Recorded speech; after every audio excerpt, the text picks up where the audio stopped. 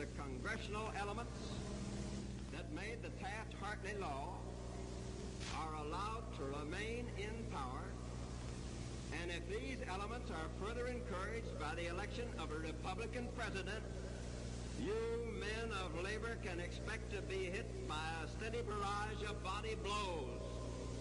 And if you stay at home, as you did in 1946, and keep these reactionaries in power, you'll deserve every blow you get. Not for nothing was the man you just saw, President Harry S. Truman, known as Give 'em Hell Harry. Shown here campaigning 60 years ago, he pulled the biggest political upset in modern times. Today, as Americans go to the polls, the world is keenly anticipating whether there will be a stunning political upset determining the next occupant of the White House.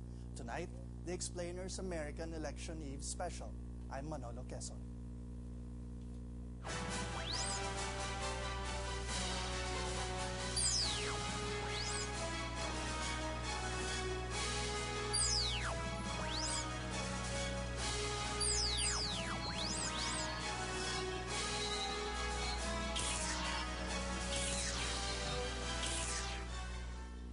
This is The Explainer, where we explain why issues are issues. Now, our explainee tonight is someone I've missed very much, fellow columnist at the Inquirer and the producer for ANC, Pat Evangelista. Welcome back to the show, Pat.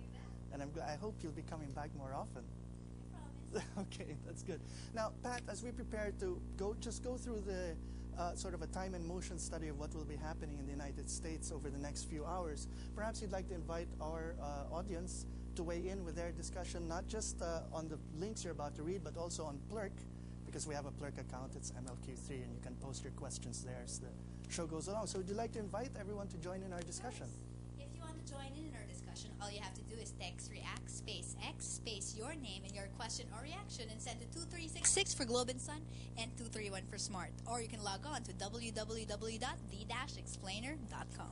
Now, we're also joined in our audience by students of Saligan, an alliance of orgs from the UP College of Social Sciences and Philosophy. And perhaps you'd like to ask them, Pat, whether they actually care about what's happening in the United States and what's unfolding. Actually, we would like to ask them, because the automatic question is, even if we're interested here in the newsroom, do we care out on the streets of the Philippines? So let's ask.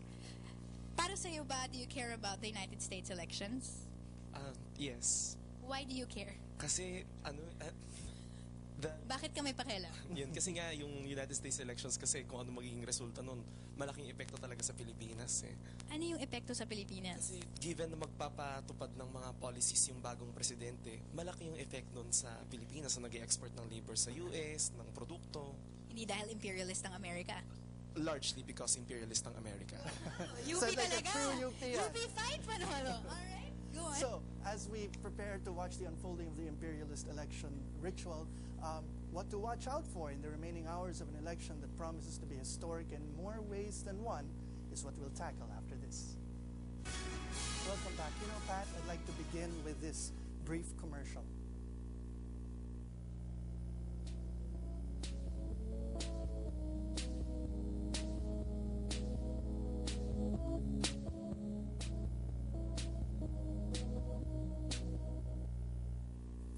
Now, that commercial that you just saw began with this picture, which you'll be seeing in the screen behind me, which shows Harry Truman gleefully displaying the staunchly Republican Chicago Tribune's stunningly wrong headline, "Dewey defeats Truman on the day Truman's re-election victory was announced," proving the columnists and the polling organizations who all expected Truman to lose dead wrong.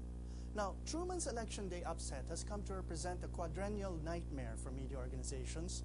Will they get it as spectacularly wrong as their colleagues did in 1948? Consider the variety of forecasts for this American presidential election.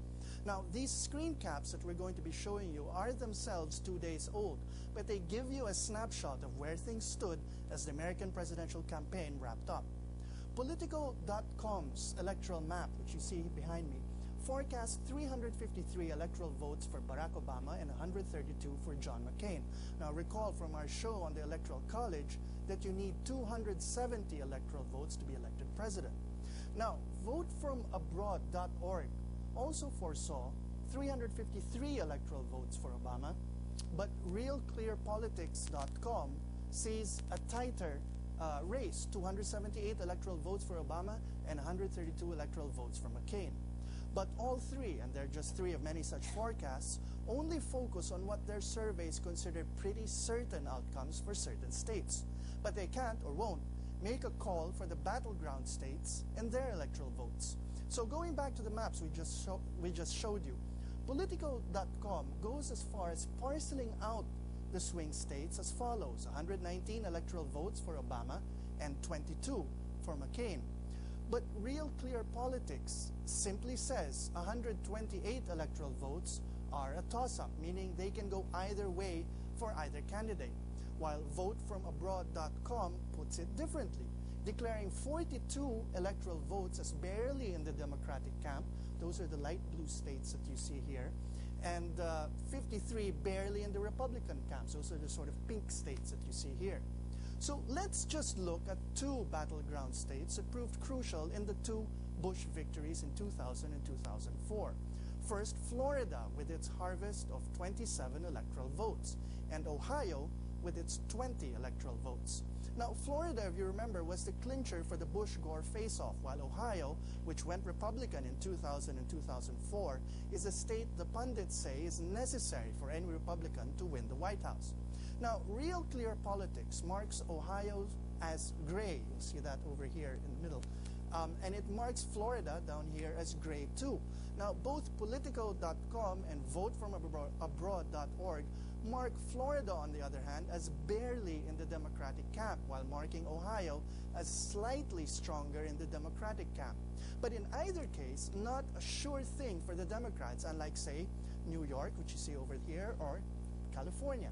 So a huge amount of attention is going to be focused on these states, and how the reporting takes place and how the Republicans and Democrats respond to the reporting will, in many ways, be as much a riveting part of Election Day as the voting itself, and whatever the eventual results may be.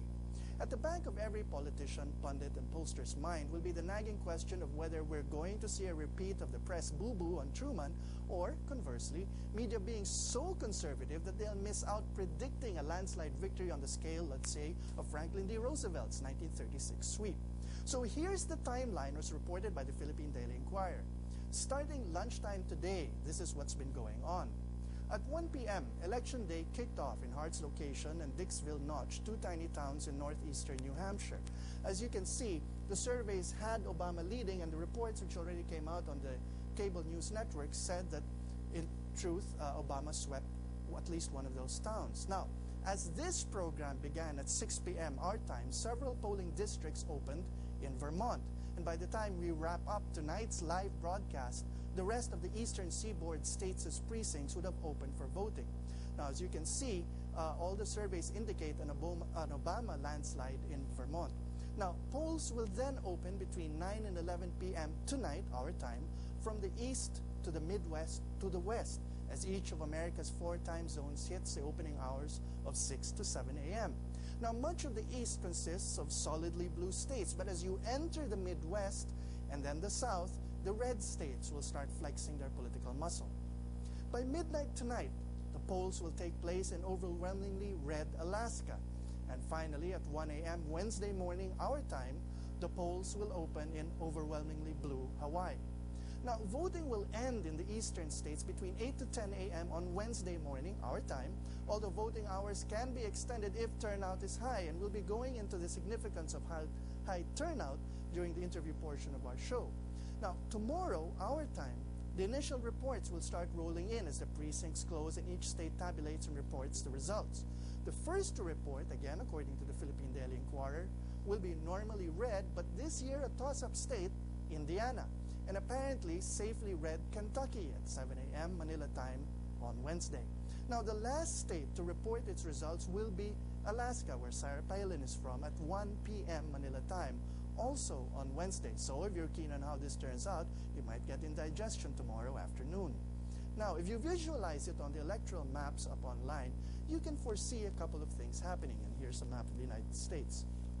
First, coverage will be from east to west, starting with the early bird voters in New England and then will culminate in the West Coast, and then, of course, on to Hawaii and Alaska. It will shift back to the East and Midwest as the polls close and early reports start coming in, with numbers being crunched by